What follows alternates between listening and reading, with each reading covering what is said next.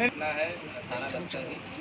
उसमें जो इन्फॉर्मेंट है जावेद अहमद, उन्होंने सूचना दी थी कि उनके जो बड़े भाई हैं, जो मृतक हैं, वो व्यापार के सिलसिले में रॉ मटेरियल लेने के लिए पड़ाव गए थे अपनी बाइक से, और एक पीट पीट के उसको मार दिया था और बाद में 3 जगह उसको काट के उसकी बॉडी को डिस्पोज ऑफ किया गया। उनकी जो बॉडी है उन्हें उनकी निशानदेही पे बरामद कर लिया है और किया जा रहा है, और काफ़ी समय से लौटे नहीं। इसके संबंध में थाना लक्ष्य में रूपरेखा लिखी गई। उसके बाद संगत धाराओं में मुकदमा पंजीकृत किया गया।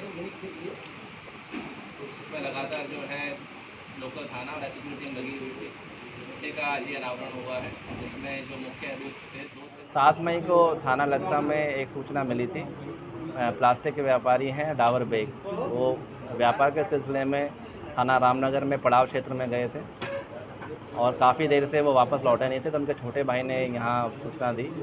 गुमशुदगी इसके बारे में लिखी गई और बाद में सुसंगत धाराओं में मुकदमा पंजीकृत किया गया।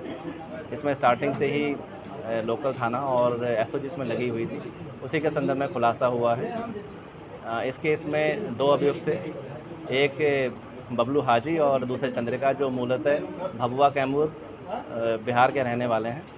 उन्होंने पूछताछ में ये बात सामने आई है कि पैसों को लेन देन को लेकर झगड़ा था इन लोगों में, और थाना रामनगर के पास में एक गोडाउन में उनको रॉड से पीट के दोनों ने मारा है और बाद में बॉडी डिस्पोज ऑफ करने के लिए उनको 3 हिस्सों में काटा गया। हेड को छोड़ के उनका जो लोअर पोर्शन है बॉडी का, हाथ पैर उनके, वो सब पुलिस ने बरामद कर लिए हैं।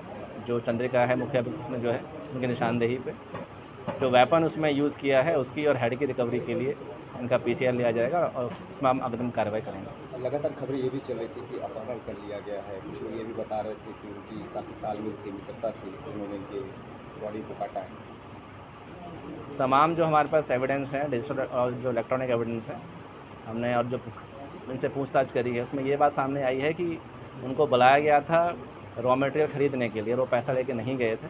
इसी को लेके उनमें कहासुनी हुई है और उसमें उनको जो है दोनों ने मिलकर उनको रॉड से मार दिया। तो ये इतना बड़ा जघन्य अपराध, जैसा कि आप बता रहे हैं कि रॉड से मारे हैं, फिर बॉडी को टुकड़े में काटे हैं, तो इसके पीछे क्या उद्देश्य आया? क्यों? क्योंकि हत्या करने के बाद ये छोड़ भी सकते थे, लेकिन उन्होंने बॉडी को टुकड़े में काटा। इसके पीछे क्या उद्देश्य था इनका? पूछताछ में ये बात सामने आई है कि जो इसमें जो मेन अक्यूज़ जो थे दूसरे, जो बबलू हाजी हैं, उन्होंने